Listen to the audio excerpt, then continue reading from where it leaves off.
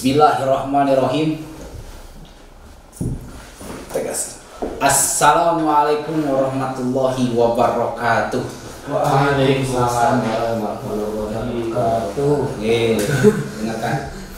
Alhamdulillahirabbil alamin. Alhamdulillahilladzi hadana li hada wa ma kunna linahtadiya laula an hadanallah.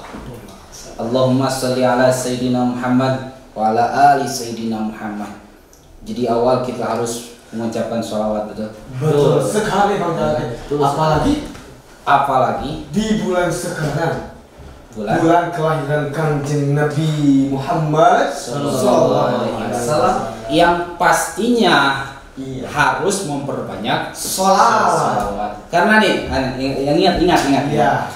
Jadi karena kenapa kita harus memperbanyak sholawat kepada Nabi Muhammad SAW?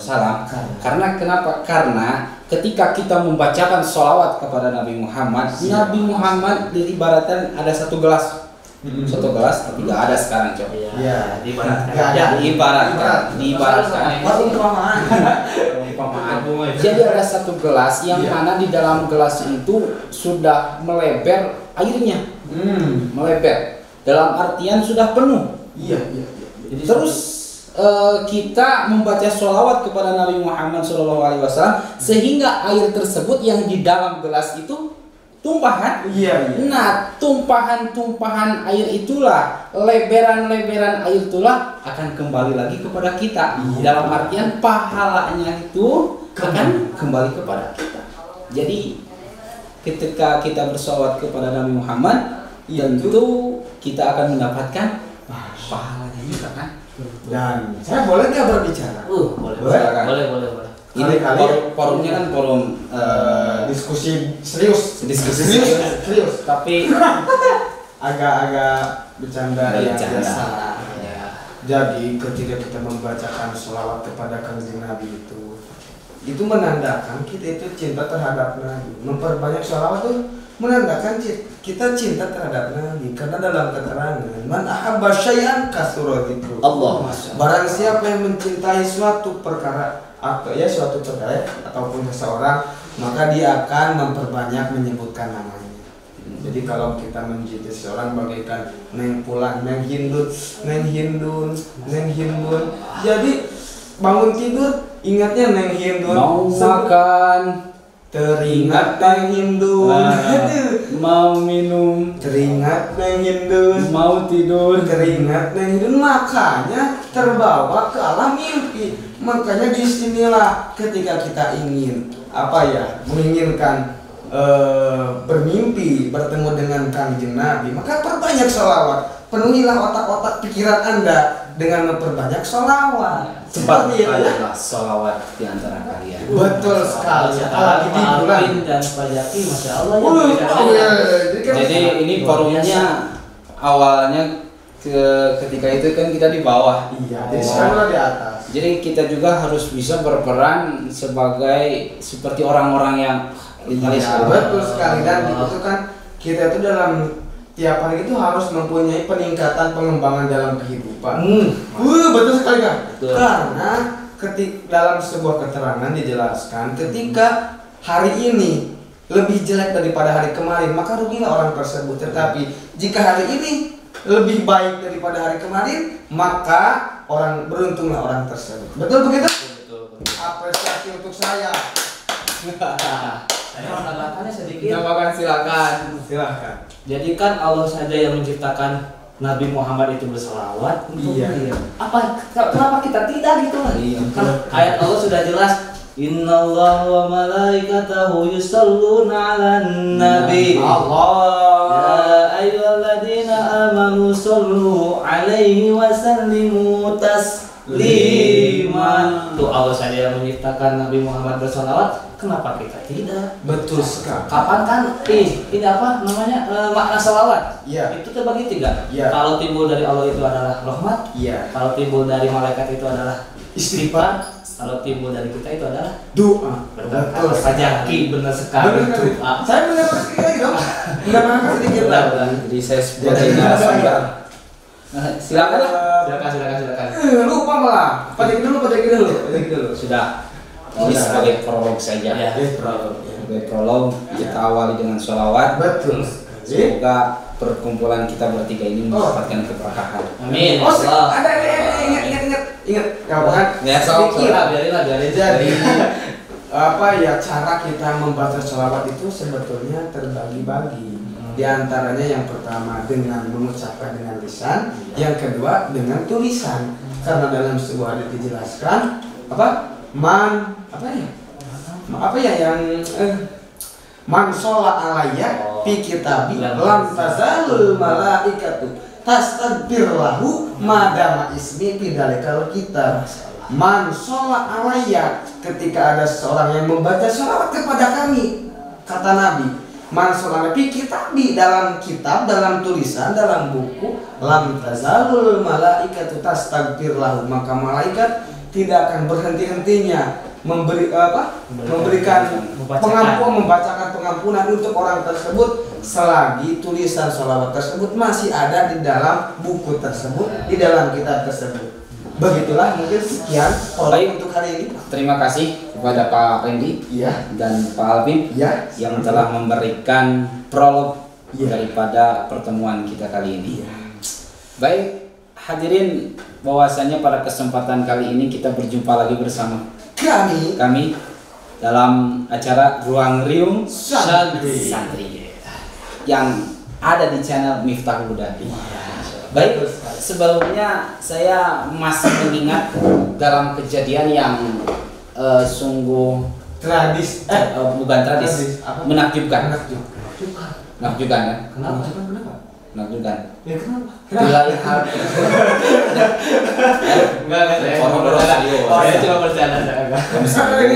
Kelepasan aura itu mulai bangkit lu. Enggak, saya mah kalau lihat muka Pak Jaki itu suka bikin bercanda. Jadi bawaannya itu jadi murah senyum gitu. Iya, murah senyum. Iya. Pahit. Nah, lanjut Pak Jaki.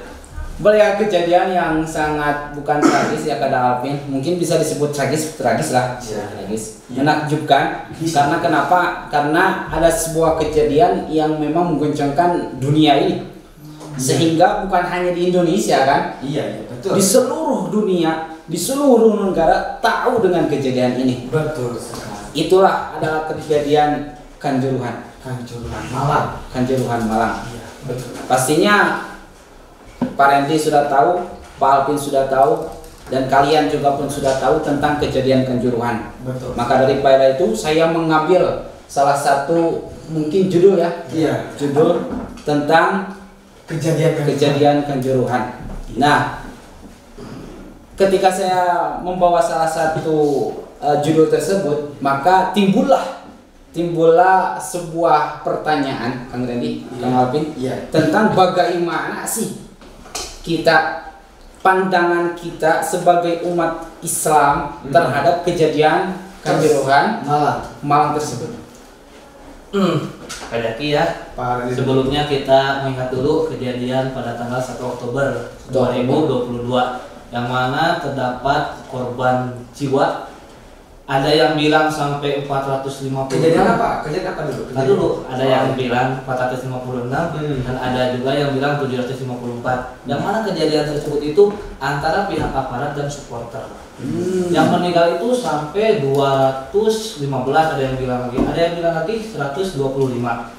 Tak tahu kenapa, mungkin karena ada yang mengalami kekalahan ya, ataupun mungkin dari aparat tidak sabar atau gimana, mungkin ada gesekan. Iya, ada gesekan. Nah, ternyata ketika ditilik-tilik oleh saya, ditilik-tilik itu bahasa apa itu? Bahasa Sunda jadul. Jadi kalau bahasa Arabnya itu khobir, kalau bahasa Indonesia itu teliti.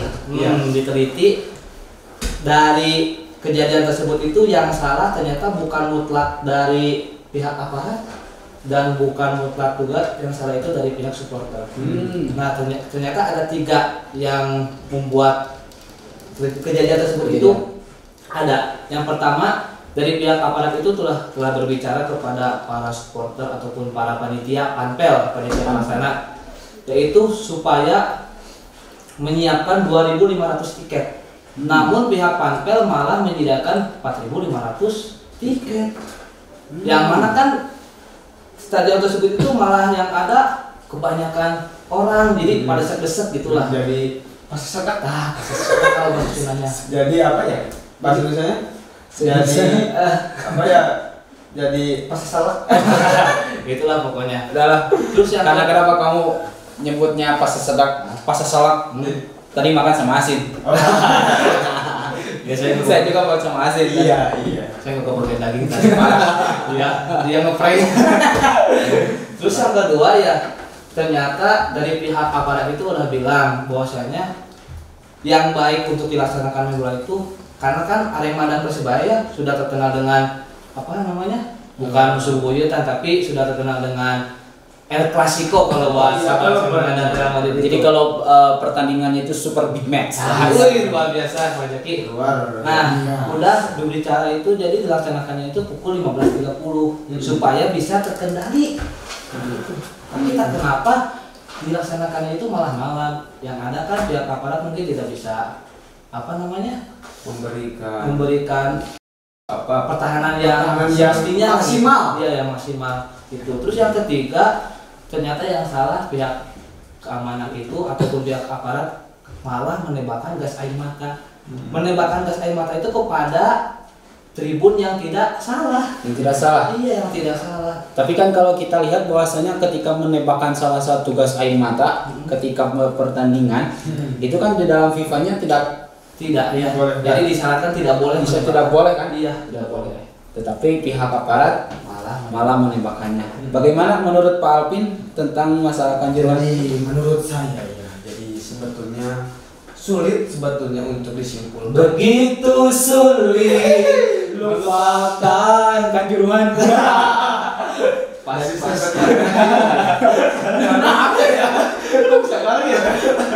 Jadi sebetulnya dalam kejadian tersebut itu ada menurut saya sebagai pengamat yang kurang detail.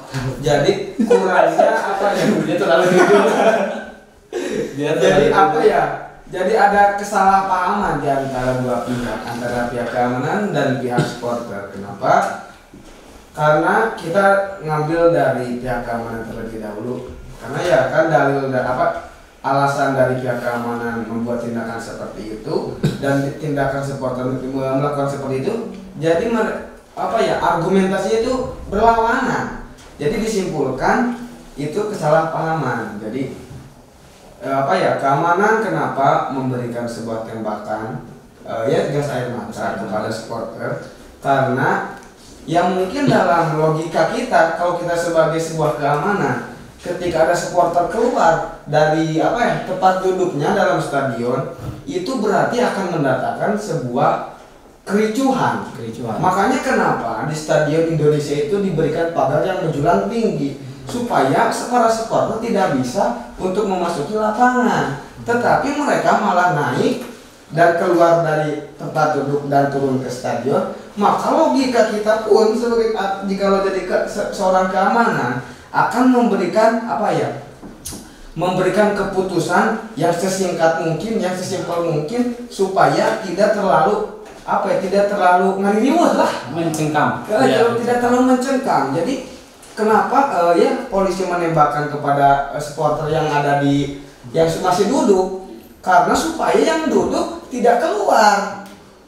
Tetapi dalam logika supporter tidak seperti itu. Dalam dalil supporter mengatakan bahwa kenapa supporter keluar dari tempat duduknya karena ingin memeluk memeluk atau memberikan semangat kepada para pemain. Tetapi tetapi jiwa para supporter itu mulai naik, mulai memberontak ketika polisi melakukan hadangan yang sebetulnya kurang wajar kurang wajar. Tetapi kan gimana ya, jadi salah paham kadang. Salah paham. Seharusnya kan kalau coba yang turunnya itu dua orang, coba yang turun cuma 2 orang, pasti polisi tidak akan memberikan gas air mata.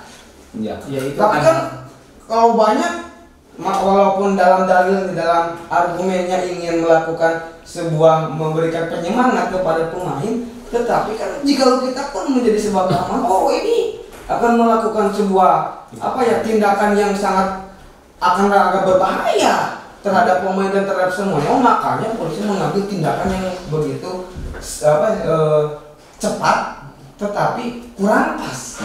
Ya, jadi itu kalau kita simpulkan bahwasanya di dalam kejadian itu, di dalam kejadian pasti kan ketika kita hidup, kita kan hidup kan? Iya, hidup dong. Ketika kita hidup berarti dia kayak hidup. Di dalam kehidupan kita biasanya pasti ada yang namanya kejadian, baik itu kejadian yang memang membahagiakan terhadap diri kita, ataupun kejadian yang memang tidak membahagiakan, dalam artian menyedihkan lah. Betul. Menyedihkan kepada diri kita. Maka kalau kita ambil bahwasannya dalam kejadian tersebut jangan sampai dalam kejadian itu kita mengambil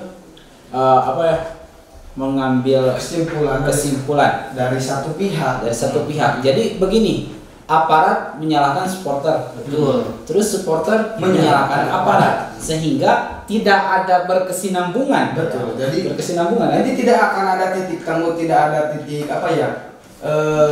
kekelopan di akhir. Jadi masyarakat menyalahkan supporter.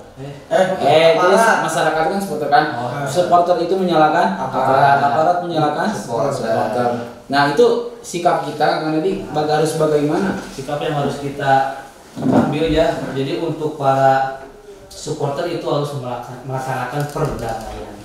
Karena kan udah jelas di dalam Al-Quran ya, wa in janahu lisilmi fajnalna wa tawakkal 'ala Allah. Jadi dalam artian ketika kita condong yaitu menerima, maka kita akan melaksanakan ataupun kita itu akan mengambil perdamaian dan kita itu akan bertakwa kepada Allah Subhanahu wa taala. Dalam artian ketika kita menerima maupun kalah ataupun menang, ya kalau menang berarti bersyukur, kalah itu ya terima aja, namanya juga kan pertandingan, menang kalah itu udah biasa. Nah, jadi sebagai supporter itu harus harus melaksanakan perdamaian lah gitu. Jadi terima apa adanya. Jangan sampai mungkin seperti kejadian yang sudah sejarah dari pihak polisi itu yang baiknya harus berlaku adil.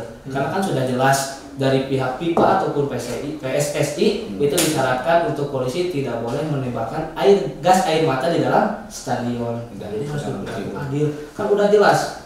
Adilu wa aqrabul taqwa. Adil itu adalah sebagian dari takwa. Nah, ketika kita adil berarti kita sudah termasuk orang yang takwa. Masih banyak ya penjelasan Pak Bin. Jadi sebetulnya ya. Jadi ini tentang sikap kita terhadap orang yang menyalahkan masyarakat, menyalahkan supporter. Supporter menyalahkan aparat menyalahkan supporter. Gitu. Sebetulnya ya jika ingin simpel ya, tidak diambil pusing, bukan berarti tidak memikirkan permasalahan tersebut. Tetapi kenapa? Ya bagi seorang santri sebetulnya sudah diberikan sebuah jalan. Ketika adanya sebuah kejadian, pasti itu semuanya tidak lepas dari takdir dari Allah yang sudah ditentukan.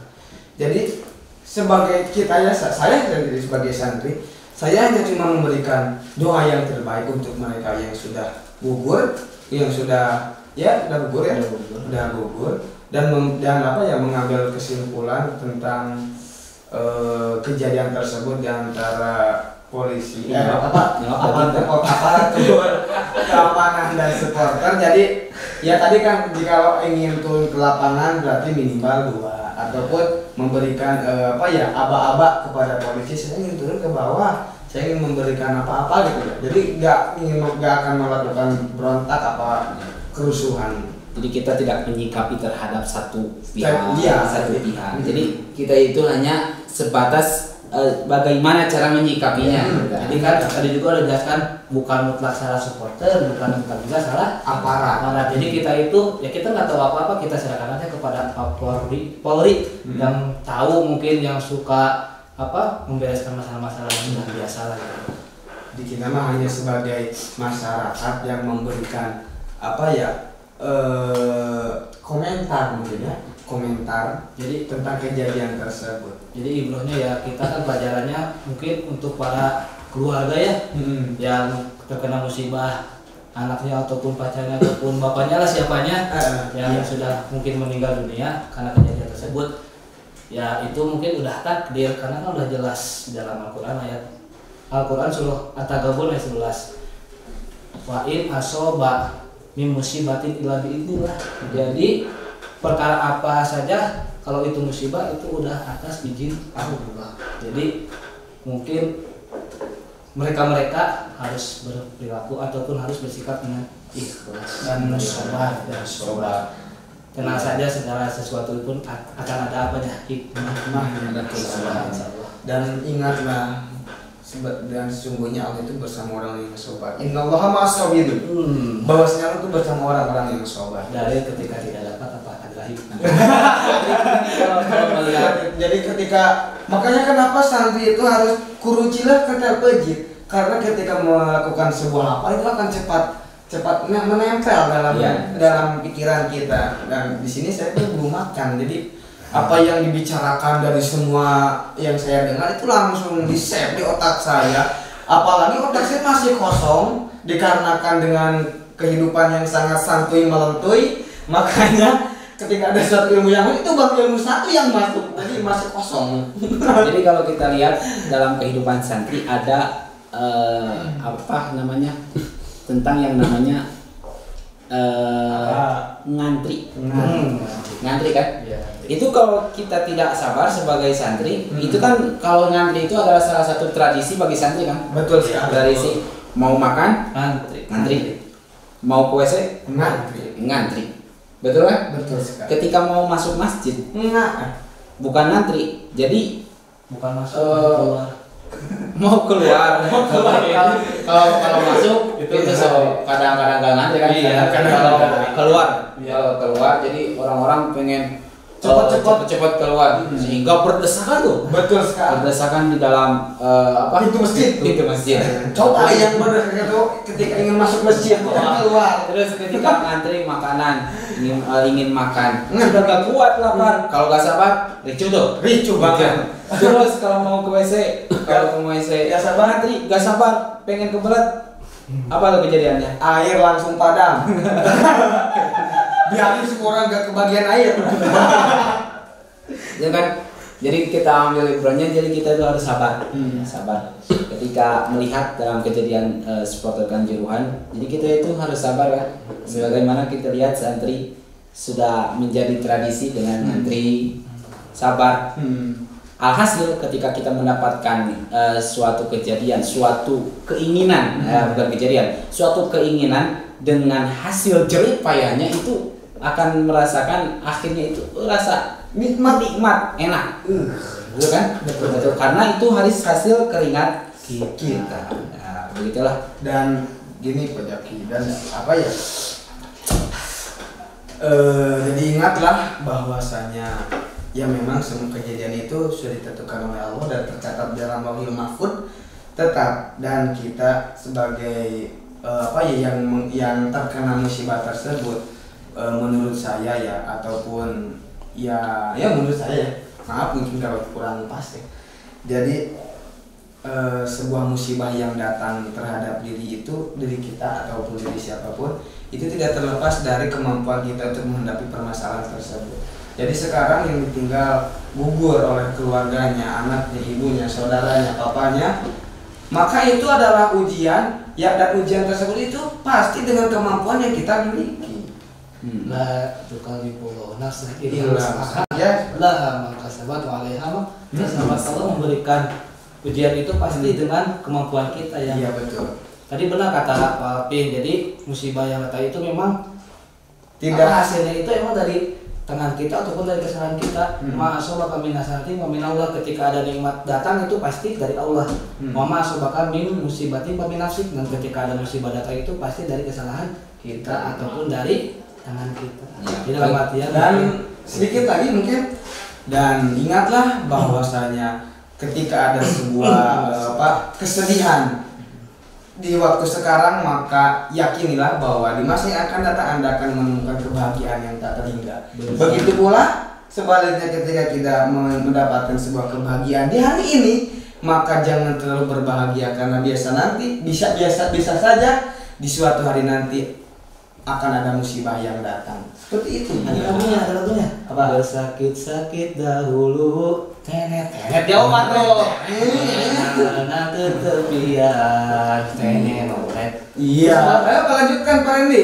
jadi sudah apa misalnya bolehnya Ya apa baik, headset jadi Kang Luji pada Pak intinya, Luji.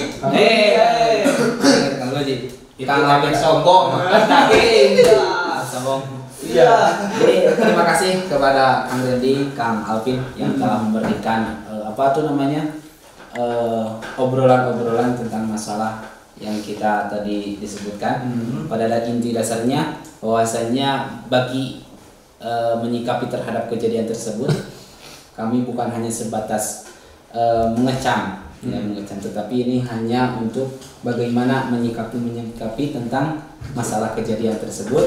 Maka lain sebagainya tentang sekarang bagaimana kejadiannya kami serahkan saja itu mah terhadap yang lebih tahu, yang berwenang a'lamu gitulah. Ya, Terus ketika melihat orang yang mendapatkan musibah yang ditinggal tadi kan yang ditinggal baik itu daripada keluarganya, kita doakan semoga Allah memberikan kesabaran. Berikan kesabaran.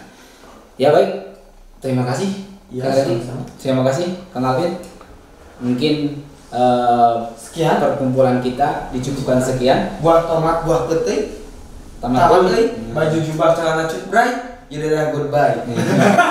Baik, diakhiri dengan pantun tersebut kami tutup dengan wassalamualaikum warahmatullahi wabarakatuh.